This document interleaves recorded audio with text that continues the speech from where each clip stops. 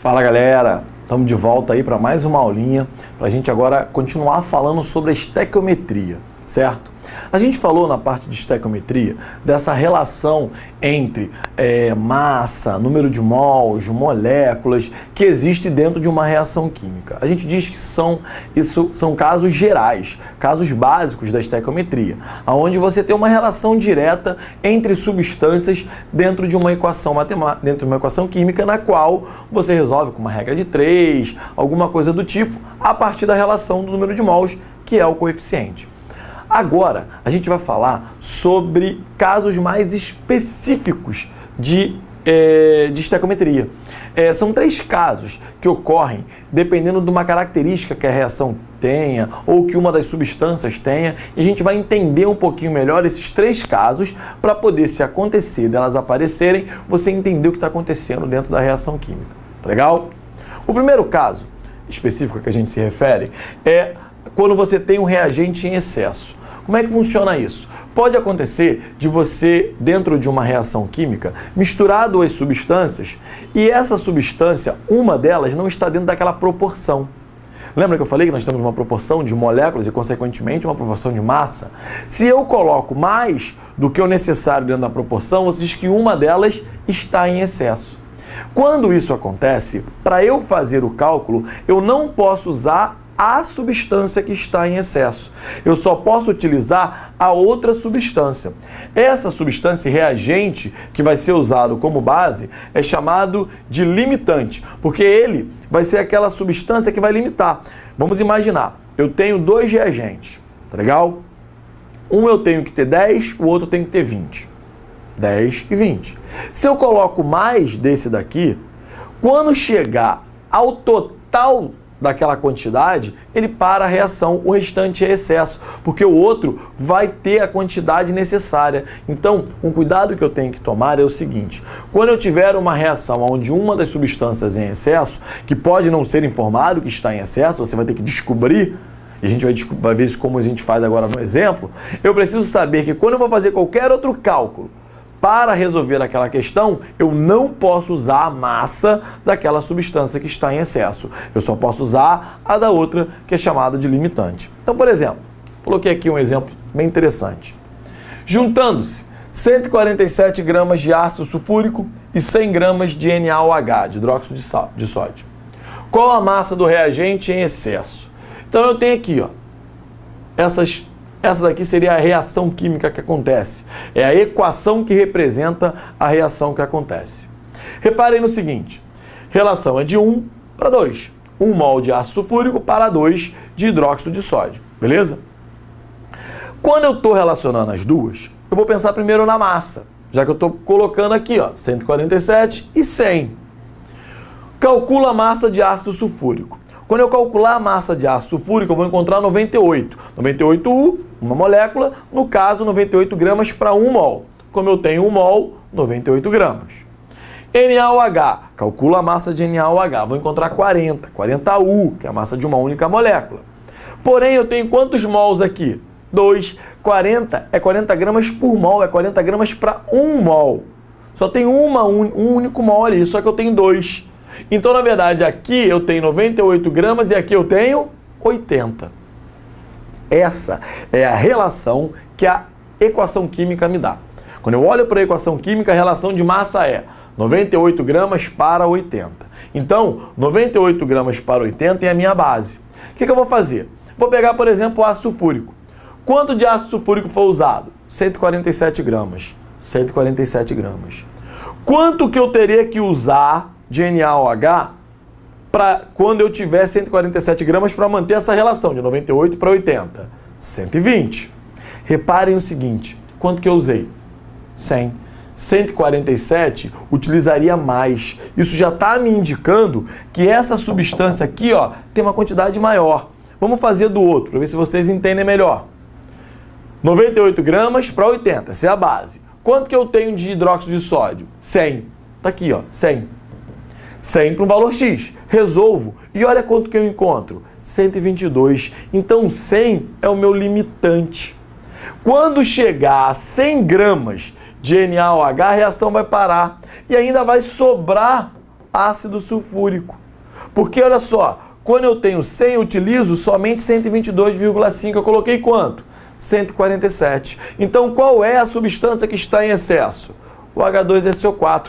Quanto que ele está em excesso? Tem como saber. Quando eu tiver 100, que é o limite de NaOH, já que acabou o 100, acabou a reação, já que acabou o NaOH, ainda assim vai sobrar quanto de excesso do ácido sulfúrico? 24,5. Por que isso? Porque eu coloquei 147, mas só é necessário 122,5. 122,5 é o suficiente para eu ter 100 de NaOH, 122,5 de ácido sulfúrico. Essa reação acontece perfeito. O que eu coloquei a mais é o excesso, que significa que eu tenho 24,5 gramas de excesso nessa reação de ácido sulfúrico. Então, eu relaciono as substâncias que eu estiver me referindo do reagente, e aí eu vejo as duas possibilidades. Aquela que me der o limite não está em excesso, é chamada limitante. A outra será o que você tem a mais, a quantidade a mais que você deveria ter para aquela reação química acontecer. Certo? O segundo caso é quando você tem impureza. As reações químicas, elas acontecem no dia a dia, e, por exemplo, em laboratórios, nas indústrias. Às vezes você tem uma substância que está misturada, está com impureza dentro de uma amostra. Quando você vai fazer o cálculo dessa reação, eu não posso utilizar as impurezas. Eu tenho que utilizar somente a substância pura. Então a ideia é a seguinte: quando for preciso calcular a massa de produto obtido a partir de uma amostra impura, devemos inicialmente calcular a parte pura dessa amostra e efetuar os cálculos com o valor obtido. Então foi o que eu falei, eu não vou utilizar o total. São 100 gramas de uma amostra, mas só tem puro 20 gramas. Eu só vou usar 20 gramas. O restante, os 80 gramas, é impureza, não me interessa, não vai fazer parte da reação química, já que a reação química só acontece com a substância pura e não com as impurezas. Quando conhecemos a massa de um produto obtido a partir de uma amostra impura, devemos inicialmente determinar a massa do reagente puro, necessário para formar a massa do produto.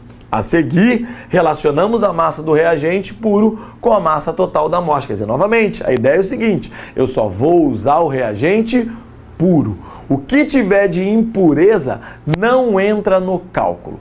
Não será relacionado com o produto que eu tenho em questão. Só posso usar a substância pura. O que me interessa no cálculo é a parte pura.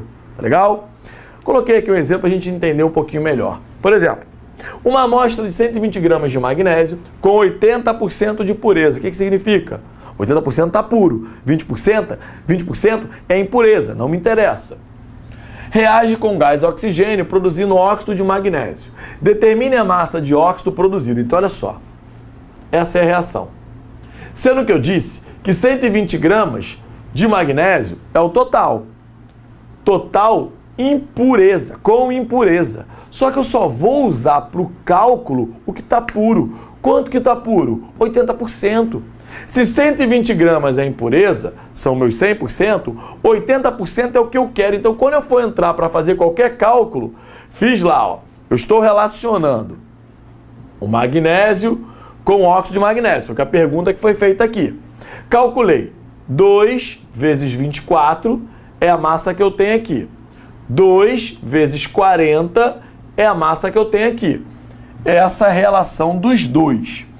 Quanto que eu usei? Eu não usei 120 gramas de magnésio. Eu usei 120 gramas de um produto lá impuro. Mas quanto que entrou na conta? No cálculo, qual parte participou da reação? Só o que está puro. Então, quando eu for colocar aqui, vai entrar 96 gramas para eu fazer a conta. E não os 120 que foram impureza, que não me interessa. O restante que sobra foi impureza, ele não vai entrar no cálculo. Ele não faz parte da reação química. Ele está ali, mas ele não é utilizado dentro do cálculo. Certo? Continuando, vamos para o terceiro caso específico de estequiometria. Rendimento. O que acontece? Na prática, quando realizamos uma reação química, mesmo utilizando quantidades estequiométricas dos reagentes, nem sempre conseguimos obter a quantidade máxima possível dos produtos. Isso acontece por vários fatores. Assim, é comum que a reação ocorra com rendimento real menor que o rendimento teórico. O que é isso? Significa que quando eu tenho uma reação química, eu estou utilizando 100%. A minha ideia é que aquela substância que estão reagindo dê um resultado com 100% de rendimento. Tudo seja transformado. Porém, isso nem sempre acontece. Por muitas vezes, e na maioria das vezes, nem tudo é transformado. Existem perdas, fatores, alteração de temperatura, algum fator externo que vai causar que aquela reação não tenha uma produção exata. E aí eu tenho o chamado rendimento. A ideia, o valor teórico, é que eu tenho 100% de rendimento. Tudo reagido, tudo que foi reagido vai ser produzido. Mas isso nem sempre acontece. E aí nós temos o rendimento. O rendimento teórico seria o meu 100%, que eu queria que acontecesse. O rendimento real é a porcentagem que eu tenho em questão. Então, por exemplo, só para a gente entender, determine o rendimento quando temos 2 gramas de hidrogênio reagindo com 16 gramas de oxigênio, produzindo 14,4 gramas de água. Então, olha só, 2 gramas reagiram com 16 gramas. Isso significa que eu tive uma produção de 18 gramas, não é isso?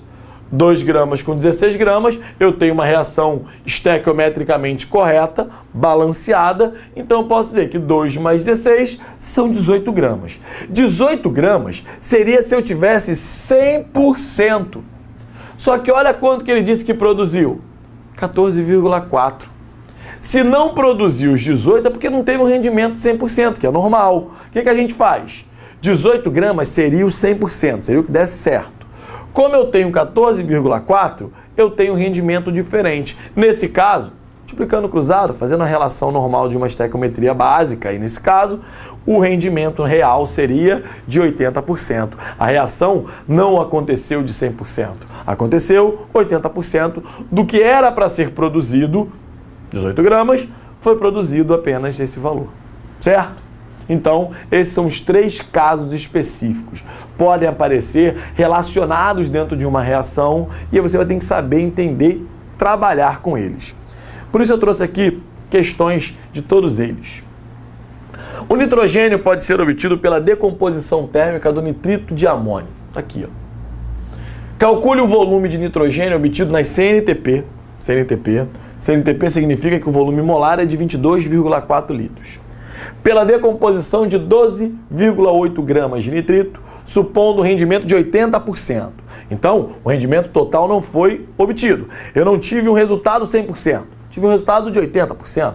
Vamos lá. O início é exatamente a estequiometria básica. Eu vou trabalhar normalmente. Então, reparem no seguinte. Ele está dizendo que ele quer saber qual é o volume de nitrogênio obtido na CNTP pela decomposição de 12,8. Então, são esses dois aqui. Como eu estou falando de massa, eu preciso calcular a massa desse cara. A massa aqui vai ficar 14 mais 4 vezes 1 mais 14 mais 2 vezes 16. Quando eu calcular essa massa molecular, eu vou encontrar aqui 64. 64U, logo a massa molar, 64 gramas por mol. Então eu não tenho um mol dele aqui? Então eu tenho 64 gramas. Ele diz que quer saber o volume na CNTP. Eu não tenho um mol de N2? Se eu tenho um mol de N2 na CNTP, eu tenho 22,4 litros. Quanto que ele usou de nitrito? 12,8 gramas. O que eu faço aqui? Regra de 3 básica. Estou trabalhando com estequiometria normal, sem erro. 64 produzem 22,4 litros na CNTP, 12,8x. Multiplico o cruzado, vou encontrar aqui 4,48 litros. Só que aí eu não posso parar por aí, essa não é a minha resposta. E teria essa opção. Letra A seria 4,48 litros. Por que essa não é a minha resposta? O rendimento não foi de 100%. Isso aqui é se tudo tivesse dado certo. Mas nem tudo dá certo. Como nem tudo dá certo, a maioria das vezes não dá certo mesmo, o que a gente tem que fazer? Tem que descobrir qual é o rendimento real. O rendimento teórico seria 4,48, que seria o 100%. Porém, eu não tenho esse rendimento. Vou encontrar o valor de x aqui, novamente, regrinha de 3, vou encontrar um valor de 3,58 litros. Esse foi o valor real obtido. Esse foi o valor real obtido dentro dessa reação, já que ela teve um rendimento de 80% e não um rendimento de 100%, que é o teórico que a gente imagina. Certo? Beleza? Tranquilo. Questão 2, então. Vamos continuar aqui. Partindo-se de hidróxido de cálcio contendo 10% de impureza, isso é fundamental, tratando 175 gramas desse composto, segundo a reação abaixo, qual a massa de sulfato de cálcio obtida? Então relaciona hidróxido de cálcio, sulfato de cálcio. Está relacionando os dois, beleza? Mas vamos começar a falar dessa massa aqui, ó. Essa massa é o total com impureza. Ele diz que 10% é só impureza. Então o que eu vou fazer? Dos 175 gramas, eu vou tirar 10%. Por quê? 10%, que seria 17,5 gramas, é impureza, não entra na conta. Então, eu não vou usar isso. Quanto que eu vou usar? De 175, 17,5 é impureza, o que eu quero está aqui, 157,5 gramas. Isso aqui é o que eu tenho de hidróxido de cálcio. Ah, vou continuar normalmente. Estou relacionando os dois, não estou? Estou relacionando massa, então tem que calcular massa. CaOH, vou calcular a massa, vai ficar 40 mais 2 vezes 16 mais 2 vezes 1. Quando eu calculo essa massa, eu encontro uma massa de 74 gramas por mol. Não é isso? 74 gramas por mol. CaSO4, massa 40 mais 32, 4 vezes 16. Olhando aqui, eu tenho um total de 136 gramas por mol. Então, eu tenho 1 mol daqui, 74 gramas. 1 mol daqui, 136. Que beleza. Essa é a relação da reação química. Agora eu vou para cá. Partindo-se de 175 gramas, sendo que 10% de impureza. Então, quanto que eu usei, na verdade? 157,5 gramas vai me indicar o valor real dessa massa que eu estou me referindo aqui. Esse vai ser o valor que eu tenho em questão aqui, certo?